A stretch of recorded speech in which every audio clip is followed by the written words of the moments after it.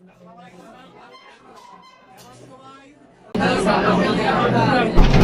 কেমন কাটলো তোমাদের? বসো। কারা কারা গ্রামে ঈদ করছো? দাও তো। গ্রামে ঈদ করে তাদের জন্য কিন্তু অন্যরকম ফিলিং, জানো? অন্যরকম ফিলিং। যারা শহরে থাকো, বছরে একবার বা দুইবার যারা গ্রামে যাও, বিশেষ করে ঈদের সময় তারা কিন্তু অন্যরকম মজা পায়। আর যারা গ্রামে ঈদ করো নাই, শহরে ঈদ করেছো, তারা কিন্তু মিস করেছে। নেক্সট ইয়ার থেকে তোমরা কি করবা? গ্রামে গিয়ে ঈদ করে দেখা করবা, ঠিক আছে? অনেক বসো। আমাদের বন্ধের পড়া ছিল, তাই না? বন্ধের কিছু কাজ ছিল। বন্ধের কাজগুলো তোমরা করেছ? সবাই বের করো বন্ধের কাজগুলি। এই ক্যাপ্টেন ইসমাম, তুমি তুলো বন্ধের পড়াগুলি তুলো।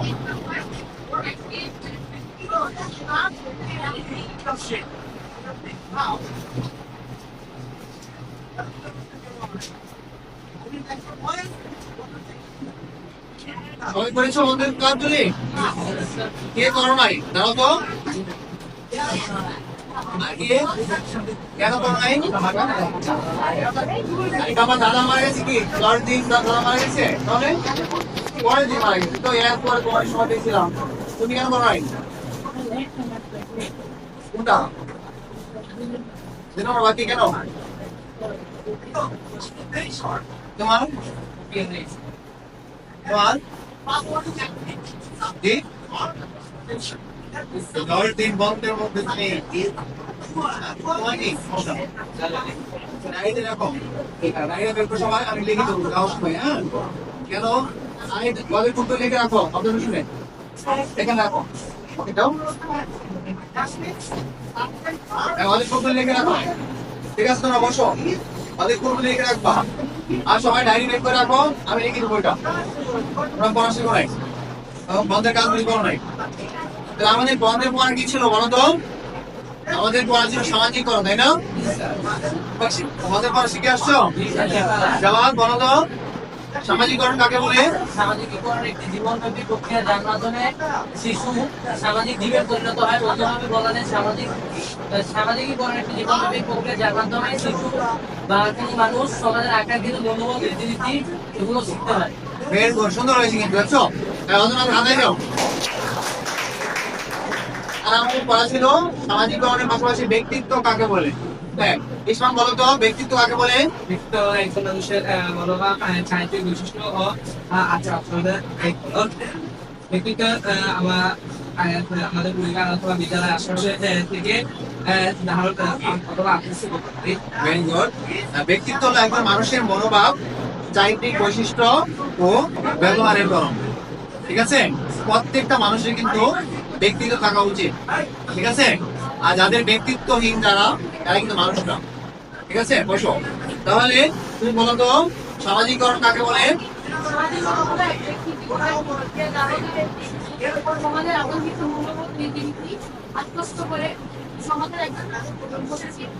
Very good. সামাজিকরণ হচ্ছে একটি জীবনব্যাপী প্রক্রিয়ায়, যে প্রক্রিয়ায় একটি শিশু ক্রমশ সামাজিক জীবে পরিণত হয়, তাকে কি বলে?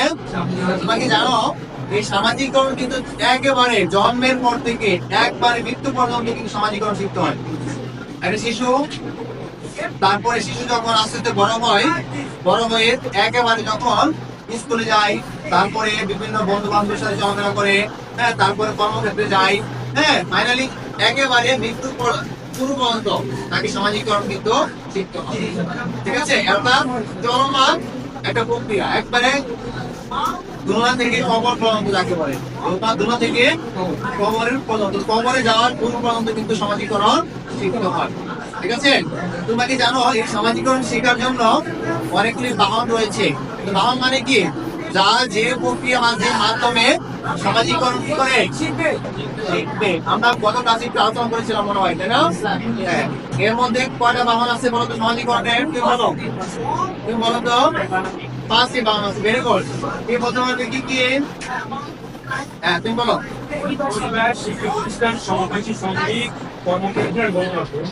একটা হলো পরিবার, তারপরে কি বলছে? সমাবেশী সঙ্গীত, শিক্ষা প্রতিষ্ঠান, তারপর কি বলছে? তারপর কি? গণজাগরণ। Very good. বসো। পরিবার সামাজিকরণের বাহন, সামাজিক কি করণের বাহন। এক নম্বর বাহন হচ্ছে কি বলো? পরিবার। পরিবার কিন্তু দুই ধরনের হয় জানো। একটা হচ্ছে একক পরিবারে থেকে, একক পরিবারে মা বাবা থাকে, তারপর কি একজন একজন ভাই বা একজন বোন থাকতে পারে, দাদা দাদি কিন্তু থাকে না, থাকে। আর একক পরিবারে শুধু মা বাবা অথবা তার সাথে একজন ভাই বা কি থাকে, বোন থাকে। আর যৌথ পরিবার কোনটা? যে পরিবারে একাধিক সদস্য, অর্থাৎ বাবা মার সাথে অনেকগুলি ভাই বোন, পাশাপাশি দাদা দাদি অথবা নানা নানি অথবা কাকা কাকি অথবা বুবু মারা যখন একসাথে বসবাস করে, সেই পরিবার হচ্ছে কি? এই পরিবার কিন্তু একটা শিশু যখন জন্মগ্রহণ করে প্রথম, এই পরিবার কিন্তু গুরুত্বপূর্ণ ভূমিকা রাখে। কিভাবে ভূমিকা রাখে? তখন একটা শিশু যখন জন্ম হয়, প্রথম সে কাকে দেখে? মাকে দেখে, প্রথম তার মাকে দেখে। যখন মা যখন তার শিশুকে দেখো বলে আপু আপু, আম্মু আম্মু বলে, তখন কিন্তু তার শিশু কিন্তু কি বলে? আম্মু আম্মু আম্মু বলে, বলে কিনা?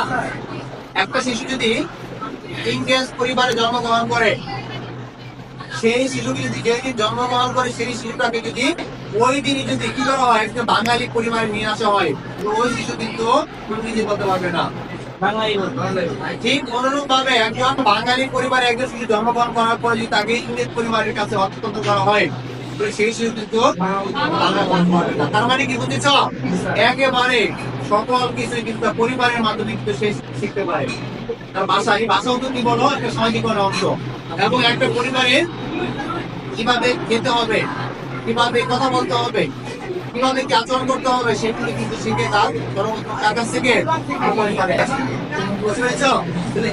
একেবারে শিশু কি করে বলো? অনুকরণ করে। অনুকরণ মানে কি জানো? একটা শিশু যখন যখন করে একটা কাজ বা কর্ম বা কিংবা একটা আচরণকে যখন আত্মস্থ করে, এটাকে বলা অনুকরণ। তাহলে এক শিশুরা কিন্তু সবচেয়ে বেশি অনুকরণ পছন্দ করে। তার মানে এই পরিবার হচ্ছে কি বলো? সবচেয়ে গুরুত্বপূর্ণ মাধ্যম। কিসের মাধ্যম? সামাজিক মাধ্যম। সামাজিকরণের প্রথম বাহন বা প্রথম মাধ্যম হচ্ছে কি বলো? পরিবার। আচ্ছা, এখন তুমি পরিবার যখন একটু বড় হবা, আস্তে আস্তে বড় হওয়ার সময়, বড় হওয়ার পরে তারপর কি সারা জীবন কি পরিবার সাথে থাকবা? তারপরে কিন্তু তোমার সমাজী সঙ্গী বা শিক্ষা প্রতিষ্ঠান তোমার যেতে হবে। তখনও কিন্তু তোমার সামাজিকরণ থেমে থাকবে না। তখন কিন্তু তোমার সামাজিকরণ, তখনও কিন্তু সামাজিকরণ শিখবা। যখন তুমি স্কুলে যাবা, তোমার শিক্ষা প্রতিষ্ঠানে যাবা, হ্যাঁ, তখন তুমি তোমার যে বন্ধু বান্ধব আছে তাদের কাছ থেকে কিন্তু কি করবা? তুমি সামাজিকরণ শিখবা। কিভাবে শিখবা? দেখো, তোমরা এক একজন কিন্তু এক এক পরিবার থেকে আসছো, এক এক পরিবারের আচার আচরণ কিন্তু এক এক রকম, এক এক জায়গা থেকে আসছো, এক এক অঞ্চল থেকে আসছো না? কিন্তু যখন তুমি শিক্ষা প্রতিষ্ঠানে আসবে, একই সাথে তোমরা পাতা সমাবেশ করবা, একই সাথে তোমরা কি করবা? জাতীয় পতাকাকে সম্মান জানাবা, একই সাথে তোমরা কি করবা? মিলেমিশে কি করবা? তোমরা বসবাস করবা। তখন দেখবো তোমাদের মধ্যে কি আসবে? একটা একতা চলে আসবে। চলে আসবে, একতা চলে আসবে, এবং দেশপ্রেম চলে আসবে, এবং নিয়ম বর্জিত চলে আসবে, এবং সাথে কি সহযোগিতা কিভাবে অর্জিত হবে। তাহলে তোমরা কিন্তু শিক্ষা প্রতিষ্ঠানের মাধ্যমে এবং সমবয়সী সমিতির মাধ্যমে কিন্তু সামাজিকরণ তোমরা শিখতে পারো। বুঝতে পেরেছ? তাহলে আমরা 2 নম্বর হিসাবে কি বলতে পারি বলো? প্রতিষ্ঠান। শিক্ষা প্রতিষ্ঠানও কিন্তু আমাদের সামাজিকরণের মাধ্যম। 3 নম্বর আমরা কি বলতে পারি বলো? সমবয়সীকে সঙ্গী।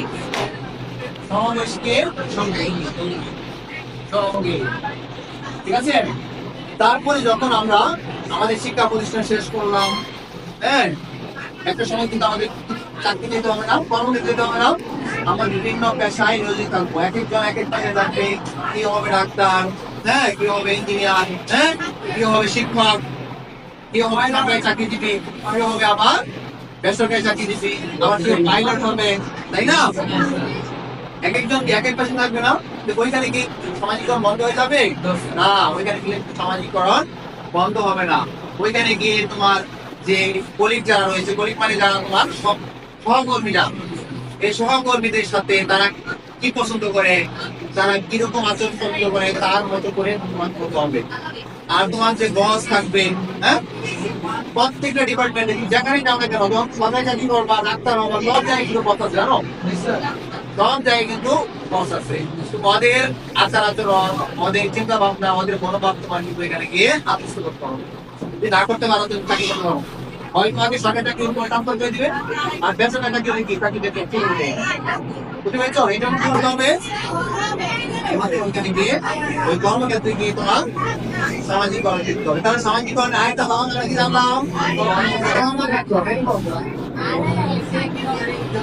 আরে ভাব কি বলো? কর্মক্ষেত্র। সামাজিকরণ আরেকটা ভাব কি? কর্মক্ষেত্র। ঠিক আছে? এছাড়াও আমরা কর্মক্ষেত্র ছাড়া আরেকটা ভাব হিসেবে আমি করতে পারি গণমাধ্যম। গণমাধ্যম, ঠিক আছে? গণমাধ্যম কাকে বলে তোমরা জানো? গণমাধ্যম হচ্ছে যে মাধ্যমে জনগণ তার মতামত প্রকাশ করতে পারে, সেটা কি বলো? গণমাধ্যম দুই ধরনের, তোমরা জানো? একটা হচ্ছে কি? Very good. একটা একমুখী, একটা কি? একমুখী গণমাধ্যম হচ্ছে যে গণমাধ্যমে শুধু রিপ্লাই করা যায় না, শুধু শোনা যায়, খবর দেখা যায়, খবর শোনা যায়, খবর পড়া যায়, কিন্তু তোমার তুমি অপরকে মতামত দিতে দেওয়া যায় না। সেটা হচ্ছে কি বলো? একমুখী গণমাধ্যম। এর মধ্যে হচ্ছে রেডিও, টেলিভিশন, সংবাদপত্র, এগুলি কি? আর দ্বিমুখী বোঝা?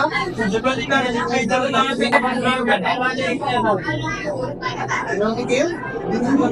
দ্বিমুখী গণমাধ্যম। বুঝতে পেরেছো? তাহলে এই দ্বিমুখী গণমাধ্যম যেমন ফেসবুক লাইভ, ইউটিউব লাইভ, এগুলো দ্বিমুখী গণমাধ্যম। দেখবে হাজার হাজার টেলিফোন দ্বিমুখী গণমাধ্যম। হাজার হাজার মানুষ কিন্তু একসাথে জয়েন করে একটু তাদের মতামত করতে পারে, এগুলি কি বলো? তোমরা কি জানো এই খ্রিস্টানের জন্য গণমাধ্যম সবচেয়ে গুরুত্বপূর্ণ ভূমিকা রাখে? কিভাবে ভূমিকা রাখে? একদম বলতো কেউ কিভাবে? খ্রিস্টানের মাধ্যম জন্য গণমাধ্যম সবচেয়ে বেশি গুরুত্বপূর্ণ ভূমিকা রাখে। খ্রিস্টান বুঝলো না?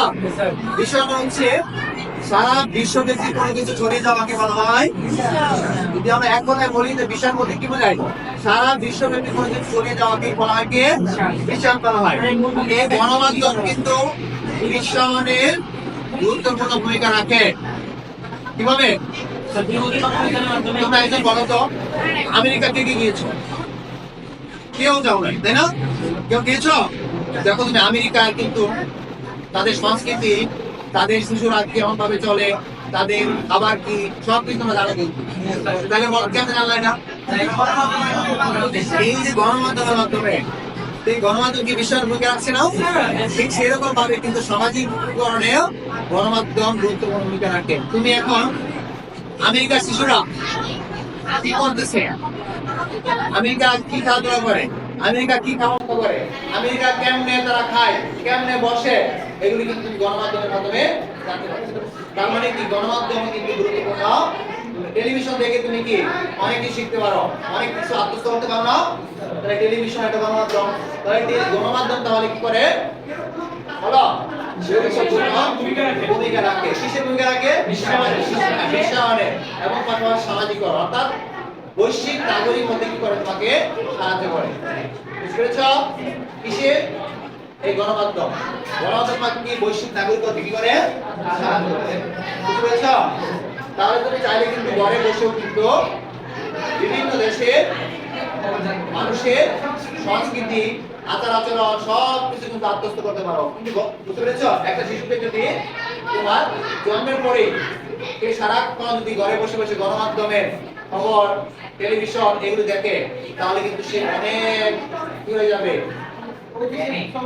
অর্থাৎ সে সামাজিক মানুষ হিসেবে কি হবে, পরিণত হয়ে যাবে। বুঝতে পেরেছ? তাহলে গণমাধ্যম কিন্তু গুরুত্বপূর্ণ একটা ভূমিকা পালন করে সামাজিককরণের ক্ষেত্রে। ঠিক আছে? এই সামাজিককরণে যদি তোমার বিভিন্ন ভাবে তুমি যদি সামাজিক মানুষের পরিণত না হও, তাহলে সামাজিক কি হবে বলতো? বিশৃঙ্খলা সৃষ্টি হবে, তাই না? জানো এটা? আর যখন বিশৃঙ্খলা সৃষ্টি হবে তখন কি সমাজে কি শান্তি থাকবে? অশান্তি বিরাজ করবে। এই জন্য দরকার আমাদের কি বলতো সামাজিক নিয়ন্ত্রণ। কি দরকার বলো? সামাজিক নিয়ন্ত্রণ দরকার। কি দরকার বলো? সামাজিক নিয়ন্ত্রণ মানে কি জানো তোমরা? অর্থাৎ সমাজে কোনো অপরাধ, অন্যায় এগুলি নিয়ন্ত্রণ করার প্রক্রিয়া হচ্ছে সামাজিক নিয়ন্ত্রণ।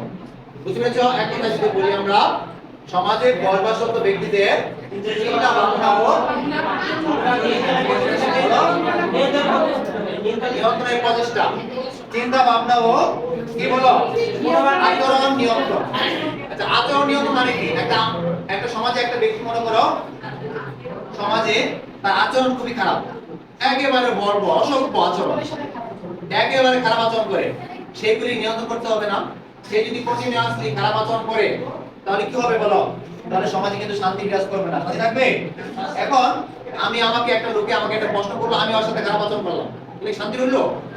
তে সমাজে মনে করো মদ, গাঁজা, জুয়া, চুরি, ডাকাতি এগুলি বেড়ে গেছে, তাহলে সমাজে কি শান্তি থাকবে? সমাজে কিন্তু শান্তি থাকবে না। বুঝতে পেরেছো? তাহলে সেটা নিয়ন্ত্রণ করা হচ্ছে কি বলো সামাজিক নিয়ন্ত্রণ। বুঝতে পেরেছো? অর্থাৎ সমাজে বসবাসরত ব্যক্তিদের চিন্তা ভাবনা, একটা সমাজে একটা ব্যক্তি মনে করো চিন্তা ভাবনা করে নেগেটিভ, তাহলে এটাও কিন্তু এটাও কি করতে হবে বলো? নিয়ন্ত্রণ করতে হবে। ঠিক আছে? তো সমাজে বসবাসরত ব্যক্তিদের চিন্তা ভাবনা ও আচরণ নিয়ন্ত্রণের প্রচেষ্টা হচ্ছে সামাজিক নিয়ন্ত্রণ। বুঝতে পেরেছো বাবা? বলো তো কি বলেছি? সমাজে বসবাসরত ব্যক্তিদের চিন্তা ভাবনা ও আচরণ নিয়ন্ত্রণের প্রচেষ্টা হচ্ছে কি বলো? সামাজিক নিয়ন্ত্রণ। ঠিক আছে? তো সামাজিক নিয়ন্ত্রণ দরকার না দরকার না আমাদের? অবশ্যই আমাদের দরকার। কেন দরকার বলো তো একজন? কে বলতে পারবে? হ্যাঁ, কেন দরকার সামাজিক নিয়ন্ত্রণ আমাদের? বলো। বিশৃঙ্খলা সৃষ্টি হবে, মারামারি কাটাকাটি বেড়ে যাবে, হ্যাঁ, মূল্যবোধ থাকবে না, ভেরি গুড, মূল্যবোধ থাকবে না, বড়দের প্রতি ছোটদের সম্মান থাকবে না, ছোটদের প্রতি বড়দের স্নেহ থাকবে না, হ্যাঁ ঠিক না? সবাই সবাই রাজা হয়ে যাবে, প্রজা কেউ থাকবে না, সবাই যখন রাজা হয়ে যাবে তখন এক রাজা আরেক রাজার সাথে মারামারি করবে, ঠিক আছে? তুমি বলো একজন একজন কি হতে হবে? মানতে হবে একজনকে, না মানলে কিন্তু হবে না। বসো, তাহলে সমাজে বিশৃঙ্খলা সৃষ্টি হবে সামাজিক নিয়ন্ত্রণ না থাকে। তোমরা কি জানো এই সামাজিক নিয়ন্ত্রণ দুই ভাবে করা যায়? একটা হচ্ছে আনুষ্ঠানিক সামাজিক নিয়ন্ত্রণ, আর সেটা কি অনানুষ্ঠানিক সামাজিক নিয়ন্ত্রণ। বুঝতে পেরেছো? আচ্ছা, আমরা প্রথমে অনানুষ্ঠানিক সামাজিক নিয়ন্ত্রণ নিয়ে কথা বলবো। অনানুষ্ঠানিক সামাজিক নিয়ন্ত্রণ কোনটা? যে সামাজিক নিয়ন্ত্রণ ব্যবস্থায় তোমার পরিবার আছে না, তোমার পরিবারের সদস্য মা বাবা, তারপরে ভাই বোন, হ্যাঁ, তারপরে বড় ভাই, তোমার বন্ধু বান্ধব, চাচা চাচি, ওরা মুরব্বীরা যখন তোমাকে একটা সামাজিক রীতিনীতি বা মূল্যবোধ সম্বন্ধে তোমাদের কি করে, খারাপ কাজ হলে তোমাদের কি করবে? নিষেধ করবে। ভালো কাজ হলে তোমাকে কি করবে? উৎসাহ দিবে। বুঝতে পেরেছো? এইভাবে যখন তোমাকে কি করবে? দমন করবে, ভালো কাজের প্রতি আকর্ষণ করবে এবং খারাপ কাজের প্রতি কি করবে? নিষেধ করবে। ওই প্রক্রিয়াটা হচ্ছে কি বলো? অনানুষ্ঠানিক সামাজিক নিয়ন্ত্রণ। অনানুষ্ঠানিক সামাজিক নিয়ন্ত্রণ কারা করতে আছে? পরিবার, বন্ধু, মা বাবা, বড় ভাই বোন, বন্ধু বান্ধব, হ্যাঁ, এবং বয়োজ্যেষ্ঠ জ্ঞানী ব্যক্তিরা তোমার অনানুষ্ঠানিক সামাজিক নিয়ন্ত্রণের ভূমিকা রাখে। বুঝতে পেরেছো? তারপরে হচ্ছে আনুষ্ঠানিক সামাজিক নিয়ন্ত্রণ। আচ্ছা, আনুষ্ঠানিক সামাজিক নিয়ন্ত্রণ কোনটা জানো? অর্থাৎ যখন অনানুষ্ঠানিক সামাজিক নিয়ন্ত্রণ যারা করে পরিবারের সদস্য মা বাবা, ভাই বোন, আত্মীয়, ওরা যখন কি হয়? অপারগতা প্রকাশ করে, যখন তারা পায় না, যখন ব্যর্থ হয়, তখন কিন্তু অনানুষ্ঠানিক সামাজিক নিয়ন্ত্রণ ব্যবস্থা চালু হয়। এই অনানুষ্ঠানিক সামাজিক নিয়ন্ত্রণ ব্যবস্থার মধ্যে রয়েছে সরকার, সরকারি কর্মকর্তার মধ্যে পুলিশ, আনুষ্ঠানিক সামাজিক ব্যবস্থা হচ্ছে পুলিশ, তারপরে হচ্ছে বিচারক, এবং যারা প্রশাসন থাকে না, প্রশাসন যে কোনো প্রশাসন হতে পারে, হতে পারে সরকারি চাকরি প্রশাসন হতে পারে, তারপরে হচ্ছে কোনো স্কুল প্রতিষ্ঠানের প্রশাসন। ওরা কি করে বলো? প্রাতিষ্ঠানিকভাবে সামাজিক নিয়ন্ত্রণ করে। বুঝতে পেরেছ? এটা তখনই কার্যকর হয় যখন পরিবারের সদস্য অর্থাৎ অনানুষ্ঠানিক সামাজিক ব্যবস্থা, সামাজিক নিয়ন্ত্রণ ব্যবস্থা যখন ব্যর্থ হয়, তখন কিন্তু কি হয়? অনানুষ্ঠানিক সামাজিক ব্যবস্থা। বুঝতে পেরেছ? তাহলে এইভাবে কিন্তু আমাদের সামাজিক কি হয়? সমাজ নিয়ন্ত্রণ হয়। একটা রাষ্ট্র বা দেশ পরিচালনা করার জন্য কিন্তু সামাজিক নিয়ন্ত্রণ খুবই গুরুত্বপূর্ণ। তোমরা জানো? সমাজ চলার জন্য সুন্দরভাবে সুষ্ঠুভাবে পরিচালিত করার জন্য সামাজিক নিয়ন্ত্রণ খুবই গুরুত্বপূর্ণ। এছাড়াও যেমন তোমরা সরকারে কিন্তু সামাজিক নিয়ন্ত্রণের জন্য তিনটা বিভাগ রয়েছে সরকারে, জানো? একটা হচ্ছে কি আইন বিভাগ, শাসন বিভাগ। ভেরি গুড, অর্থাৎ হাতাই দাও। বসো। তুমি জানো আইন বিভাগ কি? বলো তো। Very good. আইন বিভাগটা কি বলতে পারবা? বাংলাদেশের আইন বিভাগের নাম কি জানো? জাতীয় সংসদ। ভেরি গুড, দাও তুমি। অর্থাৎ হাতাই দাও। বাংলাদেশের সরকারের তিনটা বিভাগ রয়েছে। কেন জানো তিনটা বিভাগ জানো? এই রাষ্ট্রটা বা এই দেশটাকে সুন্দরভাবে পরিচালিত করার জন্য তিনটা বিভাগ রয়েছে। একটা আইন বিভাগ, শাসন বিভাগ, একটা বিচার বিভাগ। বসো। যে আইন বিভাগের নাম হচ্ছে বাংলাদেশের জাতীয় সংসদ হচ্ছে কি বলো? তোমরা কি জানো জাতীয় সংসদ কিভাবে গঠিত হয়? কে বলতে পারবে? জাতীয় সংসদ কিভাবে গঠিত হয়? হ্যাঁ, ভোটের মাধ্যমে, অর্থাৎ জাতীয় নির্বাচন হয়। তোমরা জানো জাতীয় সংসদ নির্বাচন হয় প্রতি 5 বছর পর পর, তাই না? এই সংসদ নির্বাচনে 300 জন প্রার্থী কি হয়? নির্বাচিত হয় জনগণের প্রত্যক্ষ ভোটের মাধ্যমে। কিভাবে? জনগণের, আমরা জানি নির্বাচন ব্যবস্থা দুই ধরনের, একটা হচ্ছে প্রত্যক্ষ নির্বাচন ব্যবস্থা, একটা কি পরোক্ষ নির্বাচন ব্যবস্থা। অর্থাৎ দুই ভাবে নির্বাচন পরিচালিত হয়। এটা প্রত্যক্ষ ভাবে, এটা কি প্রতি 5 বছর অন্তর অন্তর, কয় বছর অন্তর অন্তর? 5 বছর অন্তর অন্তর 300 জন জাতীয় সংসদ সদস্য নির্বাচিত হয় জনগণের সরাসরি ভোটের মাধ্যমে, অর্থাৎ প্রত্যক্ষ নির্বাচনের মাধ্যমে। যখন 300 জন প্রার্থী নির্বাচিত হবে, তখন ওই 300 জন প্রার্থীর ভোটের মাধ্যমে আরো 50 জন সংরক্ষিত মহিলা প্রার্থী নির্বাচিত হয়। মোট কয়জন হইল বলো? 350 জন। বুঝতে পেরেছ?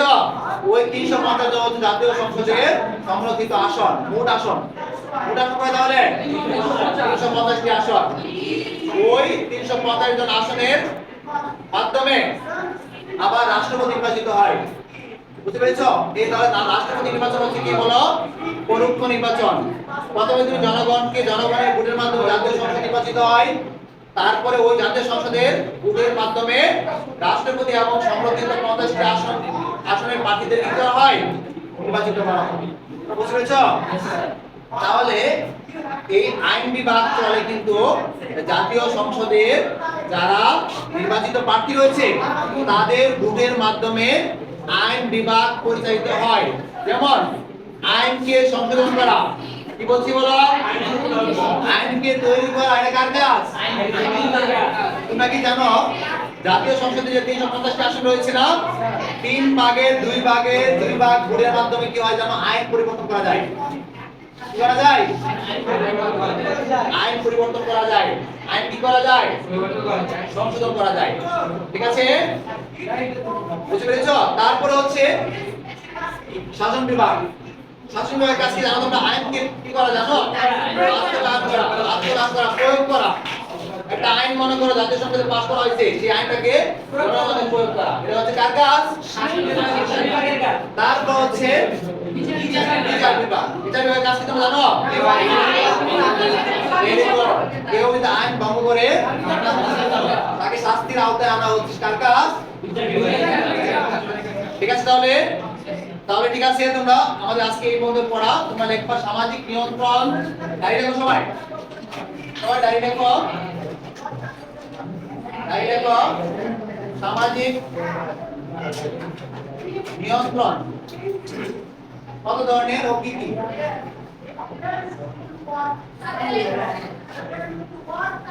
নিয়ন্ত্রণ কত প্রকার ওকে কি করবো জানো এটা তোকে রাইট প্লাস লাইন করবো তাই দেখো কি করবো তোমরা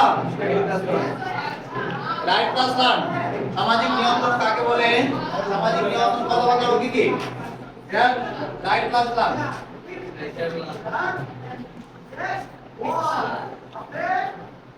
লিখছো সবাই সবাই ডায়রি রাখো সামনে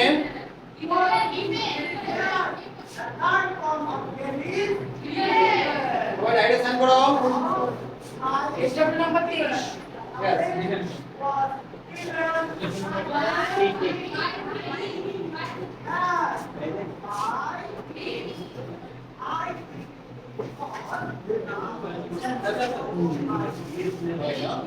Okay. Okay, Deo.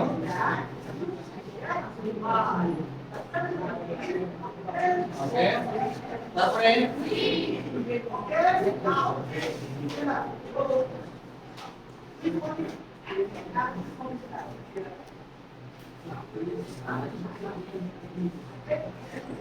তাহলে ঠিক আছে সবাই ভালো থাকো সুস্থ থাকো হ্যাঁ আল্লাহ হাফেজ